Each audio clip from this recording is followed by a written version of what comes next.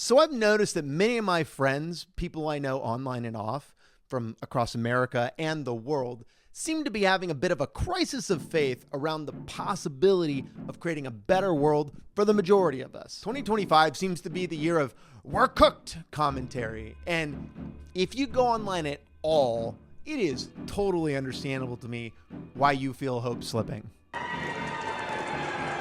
Israel's war in the Gaza Strip has reached another grim milestone.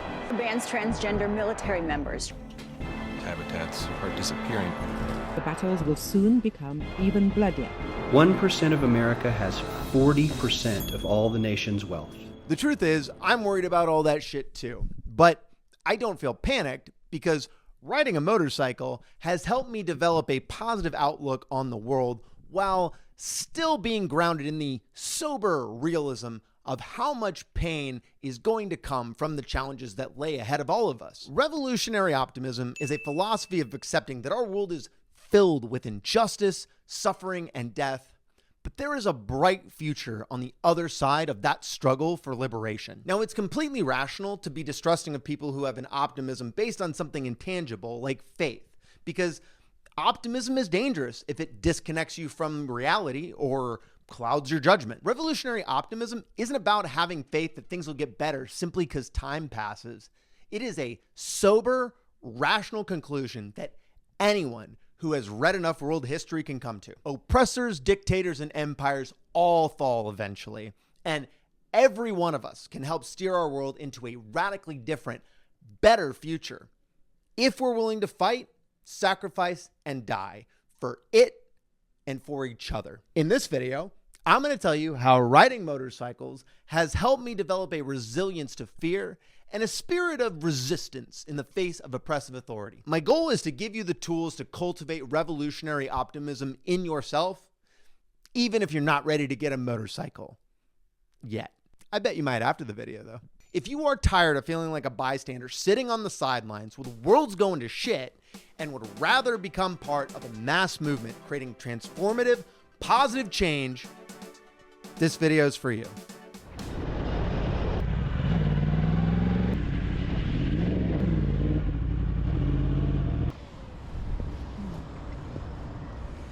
Fighting back against unjust authority is a muscle that you build in the same way that mindfulness or discipline aren't things that any of us are inherently born with. We all need to build them through intentional practice. One way to strengthen your mind and body against oppression is through Anarchist Calisthenics. And the best part is, you don't need a gym membership to do them. When you make a rational, calculated decision to break a norm or law that you don't agree with, you are exercising with Anarchist Calisthenics. These don't need to be huge things. The simplest acts of defiance count, like jaywalking or dyeing your hair a funny color. The key is to make these small performances of resistance against authority and conformity part of your day-to-day life. What this does is develops your ability to think and act independently of a system of authority. This is what develops your spirit of resistance to systems that are trying to restrict your freedoms. I'm going to read this quote from James C. Scott, the author of Two Cheers for Anarchism, who coined the term Anarchist Calisthenics. One day, you will be called on to break a big law in the name of justice and rationality. Everything will depend on it. You have to be ready. How are you going to prepare for that day when it really matters? You have to stay in shape so that when the big day comes, you'll be ready. What you need is Anarchist Calisthenics. Break some trivial law that makes no sense, like jaywalking. Use your own head to judge whether that law is just and reasonable. That way, you'll keep trim, and when the big day comes, you'll be ready.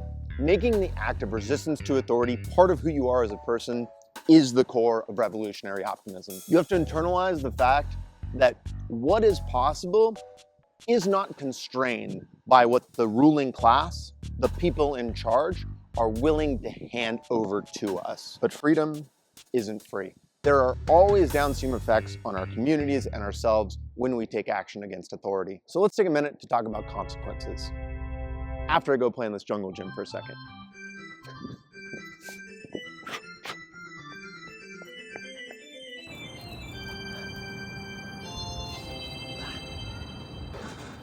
No matter how correct or righteous our battles against authority are, we need to be thinking about the impact they can have downstream to our lives and our communities. In 2017, a detective for the King County Sheriff's Department experienced a fit of road rage as he watched me pass him on my way to work. Moments later, he snuck up on me with his unmarked Ford Fusion, got out of it, drew his gun, and we had a little chat in the middle of a busy 4-lane roadway. Specifically, this one right here. Fortunately, I was running my GoPro, so I caught the entire thing on film, and I spent the next couple of weeks shopping it around to lawyers to see what the hell I should do with it. Most of them gave me pretty curt replies, apologizing for what happened and wishing me luck trying to do something about it. Finally, I was able to get connected to a big-name lawyer in the Seattle area who had already sued the county for millions of dollars. When he watched the video, he got just as mad as I was, but told me flat out that there wasn't much of a case without me actually being physically harmed. But he threw out the suggestion that if I really did want to punish the sheriff's department, what I could do was go public with this information. Honestly, I didn't spend much time debating on whether or not I should do that. I just cut the video up and blasted it to every news organization in my area. Within a few hours, I basically had every news station I reached out to contacting me to try to get an in-person interview, which I also agreed to without much thought. Realizing that he's lied in very significant ways, that's a terminatable offense, and I don't want somebody with that level of integrity on my streets policing people, because it's gonna get people hurt, it's gonna get people killed. The only reason anything happened was because I had complete video of the entire thing. And now what they're saying is, even with this overwhelming evidence against him, they're still gonna do basically nothing. 110 plus days of vacation, paid vacation, plus 10-day suspension. That's not a punishment. That's nothing. Before I knew it, my story had completely popped off, and I had national news organizations like CNN asking to share it, as well as requesting the footage and wanting to do even more interviews. This was an extremely overwhelming moment for me because I was starting to get lots of comments and mentions at places like Twitter, Facebook, Reddit, and I felt obligated to try to be responding to all of them. Fortunately for me, a lawyer in my area who had taken a variety of activist cases DM'd me on Twitter and offered to get on a phone call and give me a little pep talk. The perspective he shared with me on that call was really grounding, and it helped me start making strategic, calculated decisions about how I was going to proceed with this situation going forward. He told me that by sharing my experience, I had already done so much good, and that it was totally fair to just move on with my life at this point. He reminded me that anything I said or did publicly could come back to haunt me in the end, and that there was real risk in being so publicly outspoken against law enforcement. I really appreciated that perspective in the moment because it relieved me of a lot of the pressure I was experiencing. He gave me an important reminder that no matter how many people were cheering me on from the sidelines, none of them were going to share the burden of the consequences that came afterward. So I thought about it a lot. And in the end, I decided it was such a unique opportunity that I wanted to keep going as hard and as far as I could. That lawyer's name, by the way, is Chris Carney, and he is an amazing guy who was my spirit guide through the remainder of that situation, which ended up in a lawsuit that we won together. After 18 months, I was the one making demands for how the sheriff was going to change her department and how much money she was going to pay me for my trouble. Last question for you, Alex. You have decided to move forward with a lawsuit. It hasn't been filed yet, but you're working on that.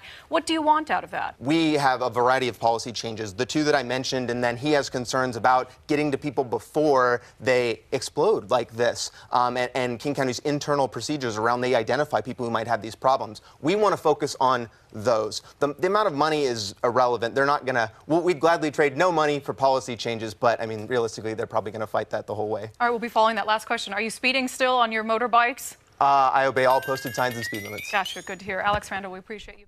Pushing back against authority in all its forms can impact your life in subtle or overt ways. This situation became the thing that everybody in my life was constantly asking me about for over a year. It strained the relationships with my support network. It definitely contributed to my divorce. And I don't know how many people have looked at my resume, then Googled my name and thrown it in the fucking trash. There are infinite ways not staying within the bounds of what our society considers normal or by openly advocating for radical change can lead to negative consequences in your life. If you break the law, it can cost you money, strip you of your freedom, and might even kill you. Things that happen outside of your job can still cause you to be passed over for promotions, given shittier work to do, or get you fired. If you're in school, teachers might grade you harder, other students might harass you, or you could be kicked out for doing what you know is right. In the same way we have to learn to make decisions independent of authority, we also need to develop the ability to accurately assess the risk of various methods of resistance to authorities. Punishment is real and consequences are absolutely possible, but what authorities don't want you to know is that these systems are really relying on the vast majority of people to comply willingly with whatever they dictate. In reality, laws are just words written on a page with a ceremony attached to it. They have as much meaning as you choose to give them. The appetite those in power have for controlling us far exceeds the ability of these systems to enforce the laws they create. And the ruling class really doesn't want you to figure that out.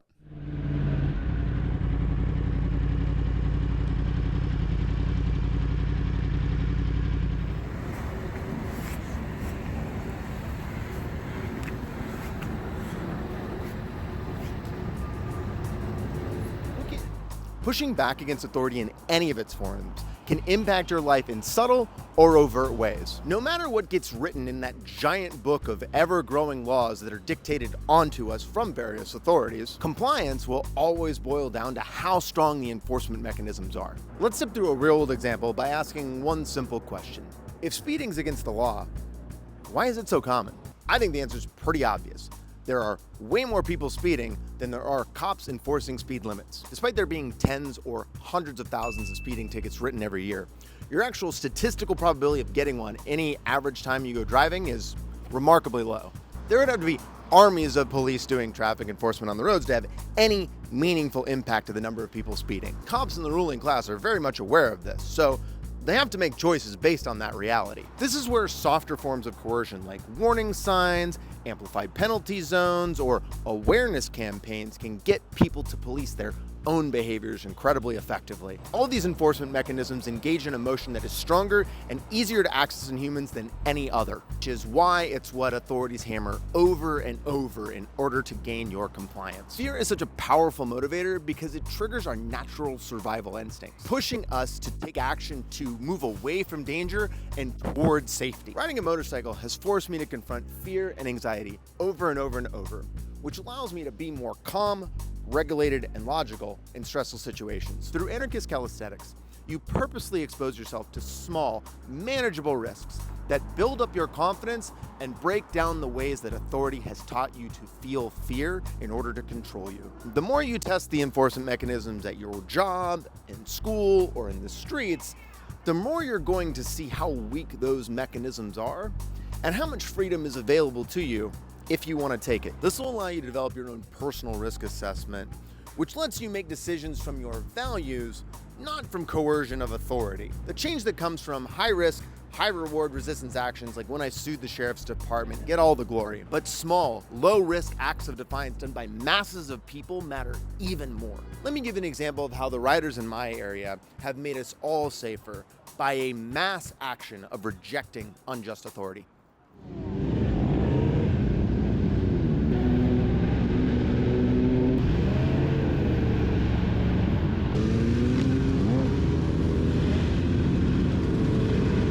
If you want to change a system without running the risk of punishment, you need to follow whatever process the system designers create to implement change. And I spent years trying to legalize lane sharing in Washington State by doing things the right way. I work with my legislators to craft bills. I organize with my community to build overwhelming grassroots support for those bills, spoke directly to my state's politicians to explain to them the importance of passing these bills, and it did fuck all. I'm Alex. I'm a Seattle-based motorcycle rider, and I've been lane splitting on Washington roads in the way legalized by this bill for over a decade, and I've never crashed or gotten a ticket for it.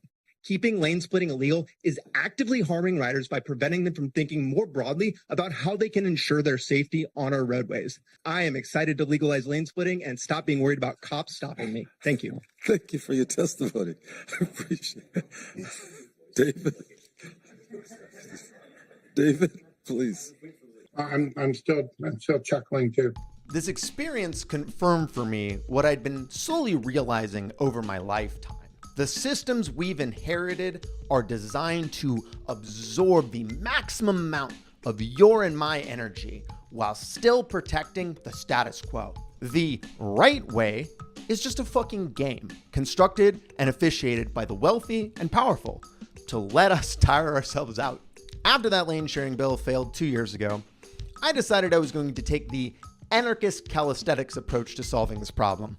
Prior to all of this, I was lane sharing in low speed traffic and stoplights illegally because I wanted to be able to speak to that experience with my legislators. But if they weren't going to listen and work with me and the other members of the motorcycle riding community here to pass demonstrably safe lane filtering legislation, I was done holding back. Literally, from the moment that bill failed, I have been riding my bike however has felt safe and reasonable, filtering, splitting, and squeezing through any gap I could, anywhere I like. And I'm not the only one. I've noticed in the last couple years that lots of riders are starting to do this, and that has the effect of normalizing the practice, acclimating people to seeing it, and de facto legalizing it. In 2015, the conversations I was having about lane sharing with coworkers who were driving in the same traffic I was, but in cars, was a lot of, wow, isn't that really dangerous? But in 2025, the conversations are more like, oh wow, that's illegal? Why would you be stuck in between all those cars? That seems dangerous. You should just go. Watch out for fucking Teslas. And if I just happen to run across a cop while I'm splitting, I don't stop. In fact, I make it a point to do it right past them. Not to give the cops too much credit, but I think most of them realize that trying to enforce this is a massive waste of their time that is far more likely to end up with a video of them ending up on the internet that makes them look like an asshole. And you know what? At the end of the day, I accept the risk of a ticket or worse to demonstrate that what I'm doing is completely safe and that nobody should be afraid to do it. And I might be the most visible and vocal person pushing back against authority on this issue. I didn't make this happen myself. The Washington State motorcycle rider community is what did this. You see, through the previous organization efforts to legalize filtering, motorcycle riders were able to get together, talk, listen to each other, and realize that we all felt the same way. This is safe, unenforceable, and should be legal. This experience taught a lot of motorcycle riders that we didn't need to go through the official channels to change the law because we never needed their permission in the first place.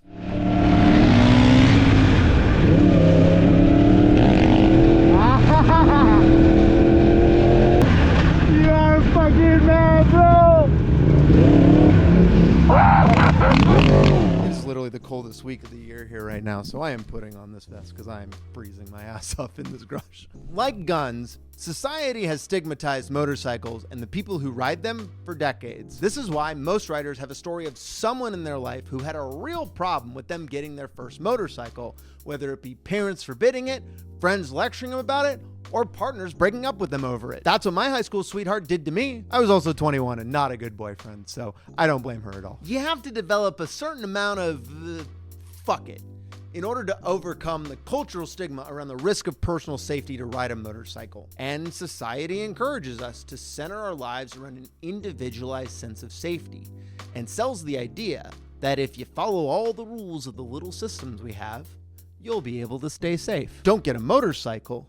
Figure out how to make way more money so you can spend 10 times that on a car because it's safer. Don't lane split in the open areas of the road. Ride your motorcycle exactly like you would drive a car. Otherwise, you're doing something that makes you less safe. Always listen to the police. Otherwise, you might do something that scares them, and then they might do something that's going to endanger your safety, and that's your fault. Now, this is, of course, all bullshit. It's not designed to keep us safe. It's to keep us complicit, docile, controllable. Our institutions are not designed to make sure everyone is safe equally. They are tilted towards protecting the people who've amassed the most stuff and letting those without a pot to fucking piss in fend for themselves. Our society that sells us the idea of freedom does not make us free.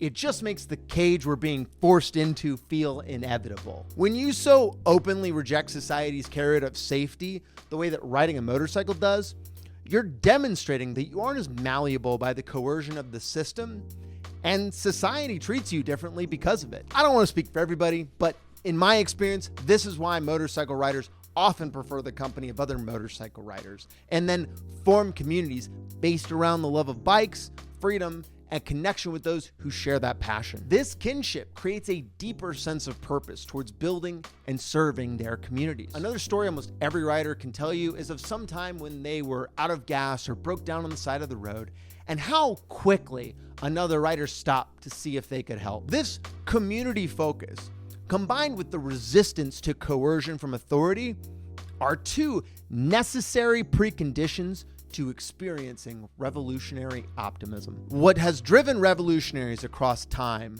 to push through fear, failure, tragedy, constant oppression, and to sacrifice for a cause larger than themselves is a deep love for other people. A love that gives purpose beyond one's own personal gratification, survival, and legacy is something that those who sit at the top of our systems trying to marionette all of our lives can never experience. The man who coined the term revolutionary optimism provides the perfect example of its strength, because he spent his entire life fighting against powers far bigger than himself and helped win independence for his country that he didn't quite live long enough to see with his own eyes. Ho Chi Minh, or Uncle Ho to his friends, was the leader of the precursor to modern-day Vietnam, and he helped drive not just one, but two far more powerful armies from his homeland. If you are ever lacking inspiration for your revolutionary optimism, you will find unlimited amounts of it by reading world history from people like Uncle Ho. And I think we should all be focused on maintaining our revolutionary optimism, because as an old, bald, dead Russian guy once said, there are decades where nothing happens, and there are weeks where decades happen. I realized a couple years ago that if I wasn't using my time now and tomorrow and the day after to prepare for a potential life-changing, world-changing, revolutionary style event, then I am going to be completely unprepared when that day does inevitably come. So let me formally invite you into my motorcycle community, where we are about building ourselves up, connecting with others, and taking action to change the world. Unfortunately, not everyone who rides a motorcycle is a revolutionary, but every revolutionary rides a motorcycle. So ride fast, take chances.